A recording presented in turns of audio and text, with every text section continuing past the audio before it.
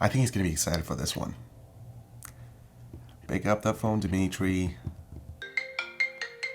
What's up, Lil E? Yo, you might want to sit down for this one. It better be monitor related, man. Okay, so it's a 34-inch ultra-wide curved gaming monitor I am listening. with support for FreeSync, Woo! Keep going! and it comes with a 100 Hz refresh rate. Yeah, Eber, you the man! But you haven't heard the best part yet. The price! It's $600, dude.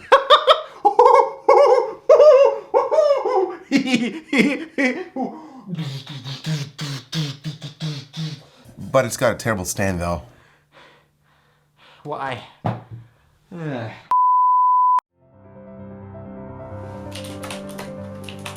You can only rely on the Pro to do the job, with every keystroke satisfying like the millions before it.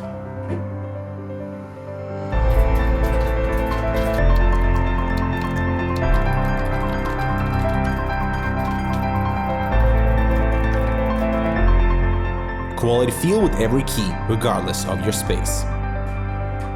Cooler Master Masterkeys Pro. Take it with you. Make it yours. Well, I hope you enjoyed that little skit in the beginning, and if you were wondering, I was not joking about this monitor. This is the real deal, guys. What you're looking at is the Pixio PX347C Prime ultra-wide curved gaming monitor. And what makes this unique compared to the competition is its price at $600. That's cheap for an ultra-wide gaming monitor. For instance, this LG 34UC79G 34-inch ultra-wide costs $700. It features a 2560 by 1080 resolution with support for FreeSync, and it comes at a refresh rate of 144 Hz. The Acer Predator Z35 that I just reviewed recently costs $1,100, but when you look at the specs and compare it to Pixio's offering, they're almost identical, meaning they feature the exact same 3440 by 1440 resolution, a curved display. The Acer uses a VA panel, whereas the Pixio uses Samsung's PVA technology. Now, in terms of refresh rate, you're looking at 100 Hz versus 120 Hz on the Acer monitor, which is amazing considering the price. So what are some of the compromises that you'll need to take when you decide to go for a monitor of this caliber? Let's find out. Well, first off, let's address the obvious deal breaker, the lack of support for VESA, which means you won't be able to mount this on a third-party monitor arm if you were planning on doing so. Pixio uses their own proprietary stand, which unfortunately also lacks height and tilt adjustments except for swivel, which is also very limited in range. The only workaround to this would be to pick up a monitor rest or stand, because in all honesty, positioning your monitor appropriately to your eye level is just as important, if not more important, than specs.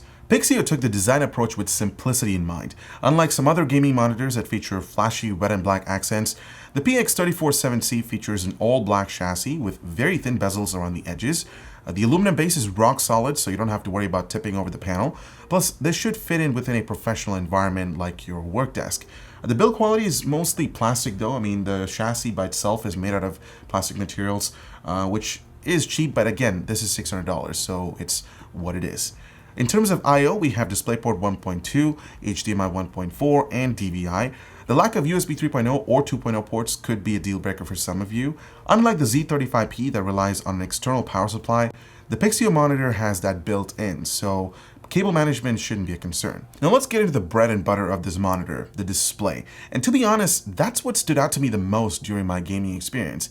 I mean, for $600, one would think that Pixio would have opted for a lower-end TN panel, but surprisingly, that's not the case. They've implemented SVA technology that's far superior to TN. To be more specific, expect great color reproduction, albeit not as great as IPS, since the colors did look a little less vibrant compared to my BenQ 4K display, but that's expected at this price point. That being said, content still looks great on this display. Viewing angles are alright, because I did notice a little bit of contrast shift while tilting the display to its limit, but it is far better than TN. You could get away with some content creation, but I wouldn't recommend this to professional creators. Although this is an excellent option if you're looking to do productivity tasks, like taking advantage of that massive horizontal screen real estate where you can arrange windows the way you desire, plus you can also get to experience native 21:9 content, which is awesome. But the real question is, how does this guy handle gaming? Pretty freaking fantastic if you ask me, once again considering the price. You see, the PX347C comes out of the box with a 100Hz refresh rate, so it doesn't involve manual overclocking unlike Acer's offerings. It also supports AMD's FreeSync technology, meaning you can experience a tear-free and smoother gameplay, provided you have an AMD GPU. Now, my test system consists of an NVIDIA graphics card, so I wanted to see how it would cope up with a FreeSync monitor. And surprisingly, I didn't notice any screen tearing or any sorts of weird artifacts. Of course, a more in-depth scientific test would prove me wrong easily. I guess if you're too immersed into the gameplay, it may not be as noticeable, but do note that this is strictly my personal opinion. Battlefield 1 looked terrific on this display, and mind you, I was using a GTX 1080 to drive the 3440 by 1440 resolution at ultra settings, and I was getting roughly 75 to 80 frames per second, which is perfectly playable. I would highly recommend turning off VSync, especially if you're planning to pair this monitor with an NVIDIA GPU. Now, I did manage to pair this monitor with a Vega GPU to see how FreeSync works, and it does involve a few steps to get it up and running. The first thing you want to do is download the latest drivers from AMD. Then what you want to do is go into your monitor and enable FreeSync mode through the menu system.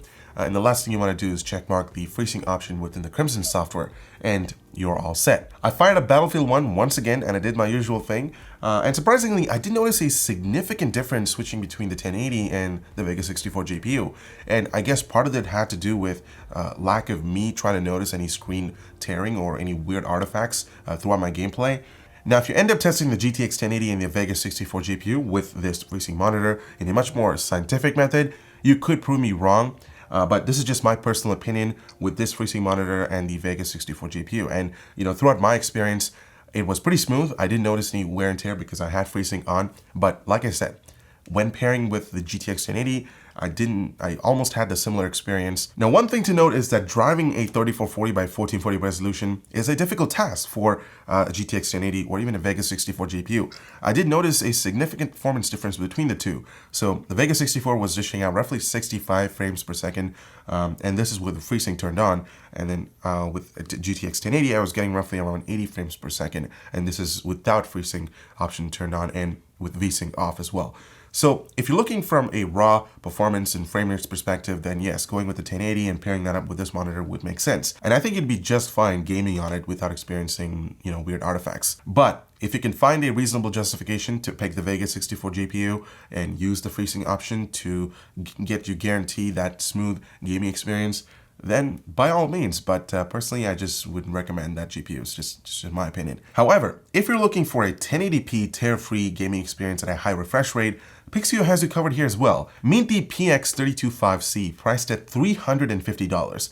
It's a 32-inch curved gaming monitor featuring a resolution of 1920 by 1080 at 144Hz refresh rate, support for FreeSync, and it features the exact same SVA panel technology as the ultra-wide. So you're not compromising on picture quality, which is awesome.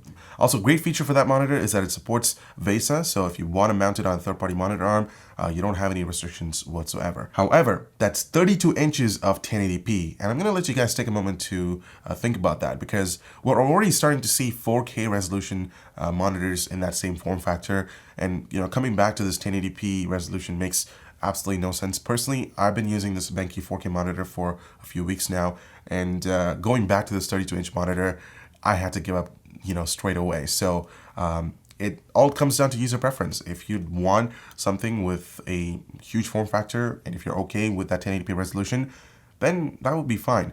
Or you could also go for something like this, the PX245C, a 24-inch variant of its bigger brother featuring a 1080p display, which is also curved, by the way, 144Hz refresh rate, 3 millisecond response time compared to 4 on the 32-inch model, and support for FreeSync. Personally, if you're strictly on a budget, I would highly recommend this 24-inch monitor because A, it only costs $250, and B, it doesn't require an expensive GPU to drive the 1080p resolution. So you can easily get away with an RX 580, a 480, or even a GTX 1060 if that's something that you're looking into. Also, if you're building a gaming setup, this is a great way to save some bucks and invest in some other components.